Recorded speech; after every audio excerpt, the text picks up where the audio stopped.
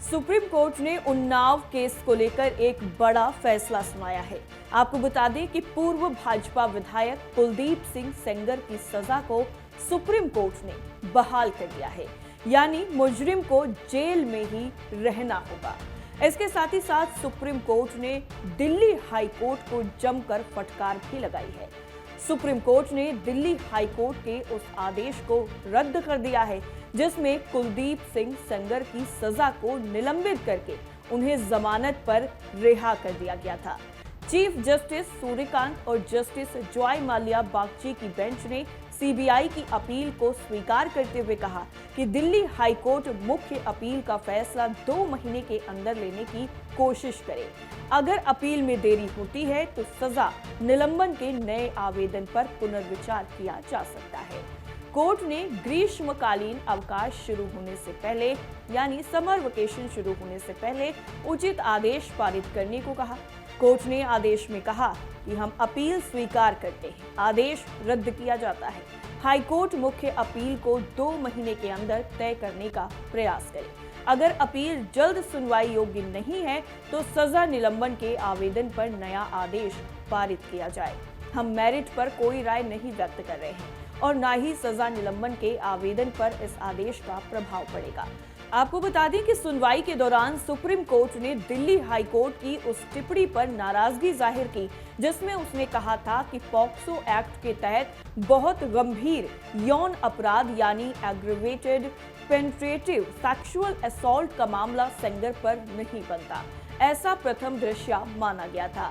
Aggravated preventive sexual assault का आसान मतलब ये है कि शरीर के प्राइवेट पार्ट के अंदर कोई चीज डालकर यौन शोषण करना। जस्टिस बागची ने कहा कि हम हाई कोर्ट के हाइपर टेक्निकल निष्कर्ष का समर्थन नहीं करते। ये एक दंडात्मक कानून है जो बच्चों को यौन शोषण से बचाता है। सेंगर की तरफ से वरिष्ठ वकील एन हरिहरन ने तर्क दिया कि पीड़िता नाबालिग नहीं थी। उन्होंने कहा कि मैं साबित कर सकता हूं कि पीड़िता नाबालिग नहीं है। एम्स बोर्ड की रिपोर्ट सेंगर के पक्ष में है, फिर भी वो जेल में है। मामला क्या है? आपको बता दें कि ये जो पूरा मामला है वो 2017 का है। कथित तौर पर 17 साल की लड़की का अपहरण करके 11 से 20 जून 2017 के बीच में दुष्कर्म किया गया। फिर उसे 60,000 रुपए में बेच दिया गया। पुलिस ने उसे माखी क्षेत्र से बरामद किया था।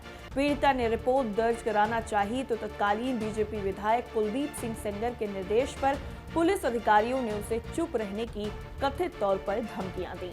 एफआईआर भी दर्ज नहीं की गई, लेकिन अदालत के दखल पर सेंगर के खिलाफ रेप, अपहरण, आपराधिक धमकी और पॉक्सो एक्ट की धाराओं के तहत एफआईआर दर्ज हुई।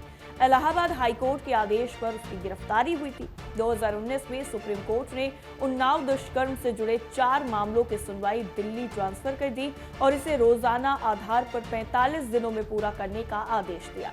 दिसंबर 2019 में ट्रायल कोर्ट ने सेंगर को दोषी ठहराते हुए उम्र कैद की सजा और 25 लाख रुपए का जुर्माना लगाया। सेंगर ने दिल्ली हाई कोर्ट में अपील दायर की जो अभी लंबित है। दिसंबर 2025 में दिल्ली हाई कोर्ट की डिवीजनल बेंच ने उनकी अपील लंबित रहते सजा निलंबित कर दी और शर्त लगाई कि वो पीड़िता के 5 किलोमीटर के दायरे में नहीं जाएंगे और दिल्ली में रहेंगे।